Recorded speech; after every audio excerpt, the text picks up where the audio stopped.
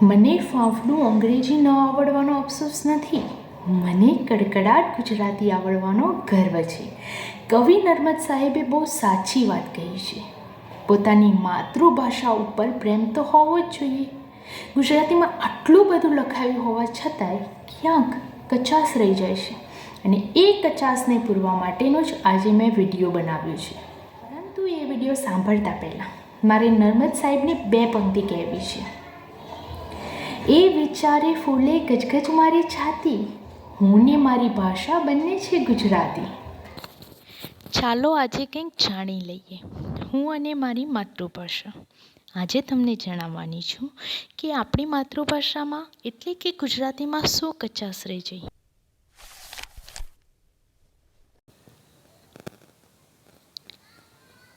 આ ફોટો જોઈને તમને કંઈક લાગે છે? હા, મારી સિદ્ધિઓ છે.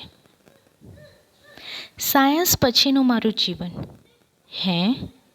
સાયન્સ? હા, મેં 11-12 સાયન્સ કરેલું, બાયોલોજી સાથે. પરંતુ કેટલાક કારણોસર મારે ફિલ્ડ ચેન્જ કરવી પડી અને મેં ગુજરાતી વિષય સાથે સ્નાતક ચાલુ કર્યું. સ્નાતક તો પૂરું થઈ ગયું. હવે શું? નિશ્ચિત કરતા માત્ર એક જ ધ્યેય. અનુસ્નાતક સાથે જીસેટ માટે મેં તૈયારીનું બીજ રોપ્યું. હા, મેં વિચારી લીધું BSM5માં કે હું જીસેટની પરીક્ષા પાસ કરીને આસિસ્ટન્ટ પ્રોફેસર બનીશ. પણ તે તેટલું સરળ નહોતું. આ ઇમેજ મેં મૂકી છે અને લખ્યું છે વધુ પડતું પરિશ્રમ. હવે તમને લાગશે કે આ પરિશ્રમ એ તો બધામાં જ હોય છે, અને એ પણ ગુજરાતી ભાષામાં. હા, ગુજરાતી ભાષામાં. કેમ? કેમ કે યુટ્યુબની અંદર જ્યારે પણ મેં સર્ચ કર્યું ગુજરાતી પેપર 2 ક્લાસીસ, નો રિઝલ્ટ. કારણ કે કોઈ ક્લાસીસ જ નથી. ગુજરાતી પેપર 2 માટે કોઈ ક્લાસીસ જ નથી. હવે પ્રિપેરેશન ક્યાંથી કરવી? અને મારી હાલત કંઈક આવી થઈ ગઈ.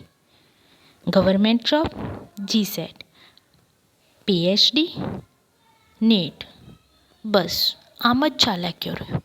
શું કરવું એ ક્યાંય ખ્યાલ જ ન આવ્યો. PhDમાં પ્રવેશ મળ્યો. PhDમાં મેં એન્ટ્રન્સની ટેસ્ટ આપી, પ્રવેશ પરીક્ષા આપી, એમાં હું પાસ થઈ. વાઇવા આપ્યું, એમાં પણ હું ક્વોલિફાય થઈ અને PhDમાં એડમિશન મળી ગયું. બહુ નજીવી સફળતા મળી. અહીં મેં ધીરજ રાખી છે અને લક્ષ્ય પ્રાપ્ત કર્યું છે. હા, આ નાની ટૂંકી મારી કથા હતી. બહુ ઝાંઝી વાતો નથી, પણ સમજવા જેવી વાતો છે.